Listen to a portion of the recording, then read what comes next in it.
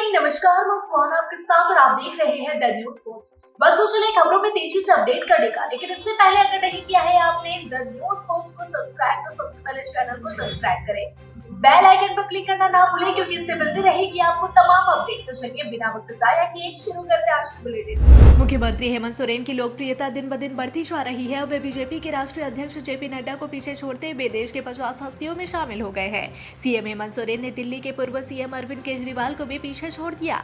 दरअसल अंग्रेजी दैनिक Indian express ने देश के 100 सबसे ताकतवर लोगों की सूची जारी की है, जिसमें सीएम हेमंत सोरेन 44वें स्थान पर है।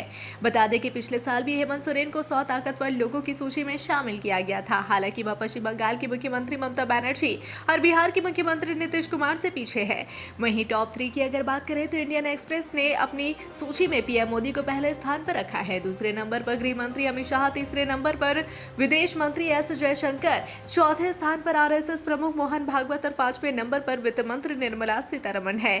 शीर्ष 9 में योगी आदित्यनाथ, राजनाथ सिंह, अश्विनी वैष्णव और राहुल गांधी शामिल है। उत्तर प्रदेश के मुख्तार अंसारी गैंग का मुख्य शूटर अनुज कन्नौजिया को जमशेदपुर के गोविंदपुर थाना क्षेत्र अमलताश सिटी के पास उत्तर प्रदेश एसटीएफ और झारखंड पुलिस ने शनिवार रात मुठभेड़ में मार गिराया। वहीं मुठभेड़ में एसटीएफ के एक अधिकारी डीके शाही घायल हो गए, उन्हें टीएमएच में दाखिल कराया गया है। बता दें कि अनुज कन्नौजिया जमशेदपुर के गोविंदपुर में कई दिनों से ठिकाना बदल बदल कर रह रहा था। उसके 2 माह से अमलताश सिटी में छुपे होने की जानकारी उत्तर प्रदेश के एसटीएफ को मिली थी, जिसके बाद से पुलिस उसकी तलाश कर रही थी। शनिवार रात पुलिस उसके ठिकाने पर पहुंची। चारों ओर से पुलिस ने घेराबंदी कर रखा था। जैसे ही पुलिस ने अपराधी के ठिकाने पर दस्तक दी, अपराधी ने अंदर से गोलियां चला दी। गोली एसटीएफ के एक अधिकारी को लगी। जवाब में एसटीएफ की ओर से भी गोलियां दागी गई। दोनों ओर से 60 से 70 राउंड गोलियां चली और इस घटना में अपराधी मारा गया। रामगढ़ जिले के वेस्ट बोकारो ओपी क्षेत्र अंतर्गत बिरहोल टोला के पास रविवार की रात लगभग 4 बजे अज्ञात वाहन की चपेट में आने से एक बाइक सवार की मौत घटनास्थल पर ही हो गई। मृतक की पहचान बसंतपुर निवासी 45 वर्षीय नागेश्वर महतो उर्फ बहाली के रूप में हुई है। घटना के संबंध में मौके पर उपस्थित लोगों ने बताया कि नागेश्वर बाइक से कच्चा कोयला लेकर केदला चरही मार्ग से गुजर रहा था और इसी दौरान अज्ञात वाहन ने उसे अपनी चपेट में ले लिया। वाहन चालक नागेश्वर के सिर को कुचलते हुए फरार हो गया। घटना की सूचना मिलते ही जिप सदस्य भोलातुरी, बसंतपुर पंचायत के मुखिया प्रतिनिधि रजलाल महतो, पंसस विशुन करमाली, किशोर महतो, रामलाल महतो, कोलेश्वर महतो, बिरू टुड्डू समेत दर्जनों ग्रामीणों ने मुआवजे की मांग को लेकर सड़क जाम कर दिया, जिसके बाद पुलिस ने समझा बुझाकर सड़क जाम हटवाया। सरायकेला जिले के गम्हरिया थाना क्षेत्र के यशपुर रेलवे फाटक के पास एक महिला का शव नग्न अवस्था से बरामद किया गया है। शव के बारे में प्रथम दृष्टया यह माना जा रहा है कि महिला की हत्या कर शव को रेल पटरी पर फेंका गया। शव का सिर, दोनों हाथ और छाती तक का हिस्सा गायब था, जिससे शव की पहचान नहीं हो पाई है। बता दें कि घटना रविवार सुबह की है। मामले की जानकारी मिलते ही स्थानीय पुलिस ने मौके पर पहुंचकर शव को कब्जे में ले लिया और पोस्टमार्टम के लिए भेज दिया। मामले को लेकर पुलिस अधिकारियों का कहना है कि शव की हालत देखकर यह स्पष्ट है कि महिला के साथ किसी प्रकार का अत्याचार किया गया है। फिलहाल मामले की जाँच जारी है और पुलिस हर पहलू पर ध्यान दे रही है। हजारीबाग में एक सास ने अपनी बहू पर जबरन धर्म परिवर्तन कराने का आरोप लगाते हुए थाने में शिकायत दर्ज कराई है। मामला हजारीबाग जिले के कटकमसांडी के आरा भुसाई गांव का है। यहाँ की एक महिला शीला देवी ने अपनी बहू पर जबरन धर्म परिवर्तन कराने और मारपीट कर घर से निकालने का आरोप लगाया है। पीड़िता शीला देवी ने कटकमसांडी थाना में आवेदन देकर कार्रवाई की मांग की है। शीला देवी ने बताया कि उसके पति की मौत के बाद वह बेटे पर निर्भर थी। बहू किरण देवी, जो कि अब ईसाई बन चुकी है, दूसरे भगवान की पूजा करती है, साथ ही साथ गाँव में इसका प्रचार भी करती है। शीला देवी का आरोप है कि बहू लगातार उन पर भी धर्म बदलने का दबाव बना रही है, विरोध करने पर मारपीट करती है। दूसरी ओर बहू किरण देवी और उसके पुत्र राजेश साफ का कहना है कि आरोप निराधार है। लड़ाई का मुख्य कारण राशन का चावल था। वहीं दूसरी ओर पंचायत के मुखिया आदित्य दांगी ने भी बताया कि धर्म परिवर्तन का मामला नहीं है, विवाद घरेलू है। फिलहाल कटकमसांडी पुलिस आवेदन के आधार पर जांच पड़ताल कर रही है। शादी में शामिल होने गए भाजपा नेता का शव कुएं से बरामद होने के बाद कार्यकर्ताओं में आक्रोश है। रविवार को सभी ने पुलिस के खिलाफ नारेबाजी करते हुए आरोपियों को जल्द से जल्द गिरफ्तार करने की मांग की। आपको बता दें कि पलामू जिले के मनातू कस्बा निवासी भाजपा नेता करेश राम का शव कुएं से शनिवार की शाम करीब 6 बजे बरामद हुआ। मृतक के भाई सुरेश राम ने बताया कि करेश राम अपने घर से करीब 2 किलोमीटर दूर पसिया गांव में श्रवण राम की पुत्री के शादी में बेटे, दामाद व गांव वालों के साथ गए थे। शनिवार की सुबह वे नहीं लौटे, तब ढूंढने का हर संभव प्रयास किया गया, लेकिन कोई जानकारी नहीं मिली, जिसके बाद अचानक कुएं से उनका शव बरामद हुआ। सरायकेला खरसावां जिला एसपी मुकेश कुमार लोनायत द्वारा गठित एसआईटी टीम ने 5 कुख्यात हिस्ट्री शीटर अपराधियों को गिरफ्तार कर लिया है। पुलिस की गिरफ्त में आए अपराध कर्मियों में अविनाश हासदा उर्फ जितेन हासदा, धर्मेंद्र लागुरी उर्फ कलुआ डॉन, सुभाष देराई उर्फ समाधान, अविनाश कुमार सिंहदेव उर्फ अंशु सिंहदेव और राजकुमार जो को शामिल है। सभी अपराधी पश्चिमी सिंहभूम जिले के रहने वाले बताए जा रहे हैं। पुलिस ने उनके पास एक देसी कट्टा और एक गोली, मोबाइल फोन, कम्युनिटी पार्टी माओवादी के नाम पर लेटर हेड पर 6 मोबाइल फोन, एक बाइक और एक सिम कार्ड बरामद किया है। गुमला जिले में जंगली हाथियों का आतंक दिन ब दिन बढ़ता ही जा रहा है। एक बार फिर यहां रविवार को एक जंगली हाथी ने 3 लोगों को अपना निशाना बनाया है, जिसमें 2 लोगों की मौत हो गई जबकि एक घायल है। घायल का इलाज निजी अस्पताल में चल रहा है। बता दें कि पहली घटना जिले के रायडीह थाना क्षेत्र के डेरांगडेह की है। यहां एक 45 वर्षीय जेम्स कुजुर महुआ चुनने अम्बा कोना जंगल गया था। इसी दौरान उसके सामने एक जंगली हाथी आ धमका, जिसके बाद जंगली हाथी ने उसे कुचलकर मार डाला। वहीं दूसरी घटना अल्बर्टेका चौक में हुई है, जहां घर के आंगन से निकलने के दौरान 2 ग्रामीणों को जंगली हाथी ने अपना निशाना बनाया। ग्रामीणों को हाथी ने कुचल डाला। चिल्लाने की आवाज सुनकर ग्रामीण वहां पहुंचे और हाथी को वहां से भगाया, जिसके बाद दोनों घायलों को डुमरी प्राथमिक स्वास्थ्य केंद्र में इलाज के लिए भर्ती कराया गया, लेकिन प्राथमिक उपचार के बाद सदर अस्पताल में एक ग्रामीण की मौत हो गई। Gomoh Sikkim line railway yard में खड़ी एक कोच में भीषण आग लग गई। इससे रेल कर्मियों में अफरा तफरी मच गई। रेल कर्मियों ने घटना की जानकारी अपने वरीय अधिकारियों को दी, जिसके बाद सबसे पहले फायर ब्रिगेड की टीम पहुंची और फिर रेल कर्मी भी मौके पर पहुंचे। राहत की बात यह है कि समय रहते आग पर काबू पा लिया गया, साथ ही आसपास खड़ी अन्य कोच को भी सुरक्षित बचा लिया गया। रेलवे यार्ड सत्यनारायण झा के मुताबिक रविवार सुबह करीब 4 बजे यार्ड में खड़ी एक कोच में आग लग गई। कोच के दोनों ओर अन्य कोच की रैक खड़ी थी। आग इन कोचों को भी अपनी चपेट में ले सकती थी, लेकिन रेलवे अधिकारी और कर्मियों की सूझबूझ से बड़ा हादसा टल गया। पलामू जिले में अलग अलग घटनाओं में 2 लड़कियों की मौत हो गई है। पहली युवती ने आत्महत्या की है, तो वहीं दूसरी युवती का शव रेलवे ट्रैक से बरामद किया गया। इस मामले में पुलिस ने बताया कि रेलवे ट्रैक से बरामद हुए शव की पहचान अब तक नहीं हो सकी है। पहला मामला पलामू के उटारी रोड थाना क्षेत्र का है। यहाँ 17 वर्षीय लड़की ने मां के साथ विवाद होने के बाद आत्महत्या कर ली। बताया जा रहा है कि विवाद के बाद नाबालिग की मां खेत में काम करने के लिए चली गई थी। वह लौटकर घर आई तो देखा कि उसकी बेटी ने आत्महत्या कर ली है। परिजनों ने तत्काल इसकी सूचना पुलिस को दी। घटना की जानकारी मिलने के बाद थाना प्रभारी प्रदीप कुमार दुबे के नेतृत्व में पुलिस बल मौके पर पहुंचे, शव को कब्जे में लेकर पोस्टमार्टम के लिए भेज दिया। इधर पलामू के सदर थाना क्षेत्र में एक युवती का शव रेलवे ट्रैक से बरामद किया गया है। आशंका जताई जा रही है कि रेल दुर्घटना में लड़की की मौत हुई है। घटना की जानकारी मिलने के बाद पुलिस मौके पर पहुंची और शव को कब्जे में लेकर पोस्टमार्टम के लिए भेज दिया। अभी मृतक की पहचान नहीं हो पाई है। राजधानी रांची के यूनियन क्लब सभागार में रविवार को सआदत हसन मंटो के प्रसिद्ध नाटक टोबा टेक सिंह का मंचन किया गया।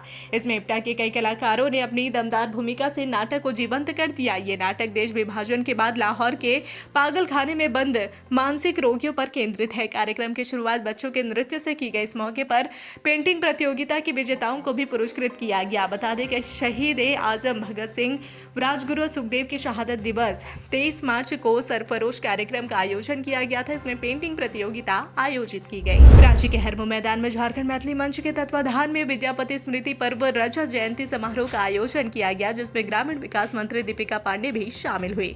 इस दौरान कार्यक्रम को संबोधित करते हुए उन्होंने कहा कि मैथिली समाज के विकास के लिए सरकार हर संभव सहयोग देगी। इस भाषा के संरक्षण के लिए भी हर संभव मदद की जाएगी। उन्होंने इस तरह के आयोजन की सराहना करते हुए कहा कि मैं आपकी मांग को सरकार के मुखिया तक पहुंचाने का काम करूंगी। इस दौरान उन्होंने मौके पर समाज में विशिष्ट योगदान के लिए कई लोगों को सम्मानित किया। गुमला जिले के बिशुनपुर में रविवार की सुबह भालू ने एक व्यक्ति पर हमला कर दिया। वह खेत की ओर गया था और इसी दौरान 45 वर्षीय बुधूलाल खिरवार पर भालू ने हमला कर दिया। भालू के हमले से वह गंभीर रूप से घायल हो गया। घटना के बाद परिजनों ने उन्हें सामुदायिक स्वास्थ्य केंद्र बिशुनपुर पहुंचाया, जहां प्राथमिक उपचार के बाद बेहतर इलाज के लिए गुमला सदर अस्पताल रेफर कर दिया गया। परिजनों के अनुसार बुधूलाल गांव के पास लोहरदगा रेंज के जंगल की ओर ही जा रहा था और तभी अचानक भालू ने उस पर हमला कर दिया। इस दौरान बुधूलाल के जोर जोर से चिल्लाने पर भालू डर कर जंगल की ओर भाग गया। वही घटना की सूचना मिलते ही बनाली रेंज के फॉरेस्टर किशोर कुमार सामुदायिक स्वास्थ्य केंद्र पहुंचे और परिजनों को सहायता प्रदान की। सरायकेला खरसावां जिले के राजनगर थाना अंतर्गत बड़ा सिजुलता पंचायत के उरुघुटू गांव में स्थित श्याम स्टील कॉन्ट्रेड कंपनी में रविवार को अचानक आग लग गई। देखते ही देखते आग ने विकराल रूप धारण कर लिया। सूचना के करीब 1 घंटे बाद दमकल की गाड़ी मौके पर पहुंची। इस बीच आग ने पूरी कंपनी को अपनी आगोश में ले लिया। हालांकि आसपास के ग्रामीणों ने अपने स्तर से आग बुझाने का प्रयास किया, लेकिन वे नाकाम रहे।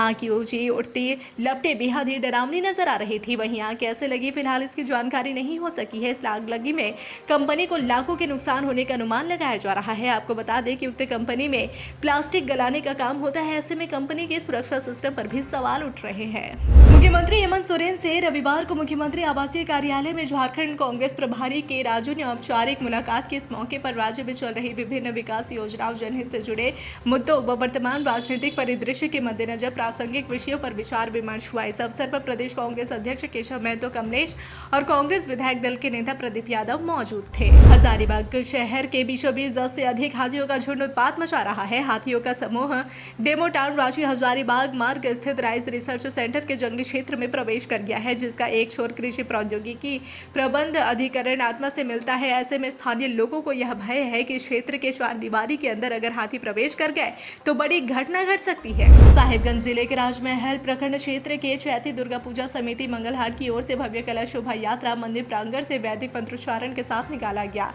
इस भव्य कलश यात्रा का उद्घाटन भाजपा किसान मोर्चा के राष्ट्रीय मंत्री बजरंगी प्रसाद यादव ने विधिवत रूप से पूजा अर्चना कर किया। इस भव्य कलश यात्रा में करीब 1001 कन्याएं, महिलाएं और पुरुष शामिल हुए। कलश यात्रा ढोल नगाड़े और गाजे बाजे के साथ मंदिर प्रांगण से निकलकर मलहाई टोला, डेढ़गामा और मुन्ना पटाल होते हुए प्रसिद्ध कन्हैया स्थान इस्कॉन मंदिर गंगा घाट पहुंची, जहां वैदिक मंत्रोच्चारण के साथ विधिवत पूजा से पूजन करके गंगा जल भरकर कलश यात्रा पुनः उसी रास्ते से होकर मंदिर परिसर पहुंची। समिति के अध्यक्ष विकास यादव ने कहा कि विश्व के कल्याण के लिए, समाज में शांति भाईचारा के लिए, सनातन धर्म के विस्तार के लिए कलश शोभा यात्रा निकाला गया। इससे हमारे धर्म के प्रति लोगों का जुड़ाव बढ़ेगा। आज चैती नवरात्रि के साथ माँ दुर्गा, प्रभु श्री राम, बजरंगी बल की पूजा आराधना करके नववर्ष की शुरुआत होगी। कोल्हान मंडल के घने जंगलों में प्रतिबंधित नक्सली संगठन भाकपा माओवादी की गतिविधियां एक बार फिर तेज हो गई है। संगठन के शीर्ष माओवादी नेता मिसिर बेसरा, अनमोल मोचू, अनल, असीम मंडल, अजय महतो, सागेन अंगरिया, अश्विन, पिंटू लोहरा, चंदन लोहरा, अमित हासदा उर्फ अपटन, जयकांत और रापा मुंडा अपने दस्ता सदस्यों के साथ सारंडर कोल्हान क्षेत्र में विध्वंसक गतिविधियों को अंजाम देने की फिराक में है। इनपुट मिलने के बाद सुरक्षा एजेंसियों ने एक बार फिर चौकसी बढ़ा दी है और बड़े पैमाने पर नक्सल विरोधी अभियान छेड़ा गया है। ओडिशा से साबरमती कामाख्या एक्सप्रेस के 11 बोगी में एक पटरी होने की खबर सामने आ रही है। रेलवे की माने तो यह घटना तब घटी जब ट्रेन कटक स्टेशन से कामाख्या जाने के लिए खुली। तभी स्टेशन से कुछ ही दूरी पर जाने के बाद ट्रेन की 11 डब्बे एक के बाद एक बेपटरी हो गए। हालांकि इस घटना में ट्रेन में सफर कर रहे किसी भी यात्रियों को कोई हताहत की कोई खबर सामने नहीं आई है। आपको बता दें कि ट्रेन की रफ्तार काफी धीमी थी, जिस वजह से कोई बड़ी घटना नहीं घटी। वहीं घटना की खबर सुन मौके पर रेलवे के तमाम अधिकारी और सुरक्षा कर्मी मौके पर पहुंच गए। साथ ही कटक से एसडीआरएफ और एनडीआरएफ की टीम भी मौके पर पहुंच गई और रेस्क्यू कार्य शुरू कर दिया। वहीं ट्रेन में सफर कर रहे यात्रियों का यह आरोप है कि काफी धूप होने की वजह से उनको काफी दिक्कतों का सामना करना पड़ा। छत्तीसगढ़ से एक बड़ी खबर सामने आ रही है। यहाँ पीएम मोदी की सभा में शामिल होने जा रहे भाजपा कार्यकर्ताओं की बोलेरो सड़क हादसे का शिकार हो गई। कार्यकर्ताओं की बोलेरो एक महिला को रौंदते हुए सोन नदी में जा गिरे। इस हादसे में महिला व बोलेरो चालक की मौत हो गई, जबकि 8 भाजपा कार्यकर्ता घायल हो गए, जिनमें से 5 की हालत गंभीर बताई जा रही है। बताया जा रहा है कि गौरेला पेंड्रा मरवाही जिले से भाजपा कार्यकर्ता बोलेरो से बिलासपुर पीएम मोदी के कार्यक्रम में शामिल होने जा रहे थे और इसी बीच कोटमीत चौकी क्षेत्र में सामने से एक तेज रफ्तार ट्रेलर आ रही थी, जिससे बचने के लिए बोलेरो चालक ने गाड़ी मोड़ दी। इतने में बोलेरो अनियंत्रित होकर सोन नदी में गिर गई। इस दौरान नदी पर बने पुल से फूल विसर्जित कर रही एक महिला बोलेरो की चपेट में आ गई और उसकी दर्दनाक मौत हो गई। वहीं हादसे में बोलेरो चालक की भी मौत मौके पर ही हो गई, जबकि गाड़ी में बैठे 8 भाजपा कार्यकर्ता घायल हो गए, जिनमें से 5 की स्थिति गंभीर बताई जा रही है। वहीं घटना की जानकारी मिलते ही मौके पर स्थानीय प्रशासन और पुलिस की टीम पहुंची और घायलों को इलाज के लिए अस्पताल भेजा। प्राथमिक उपचार के बाद घायलों को बिलासपुर अस्पताल रेफर कर दिया गया।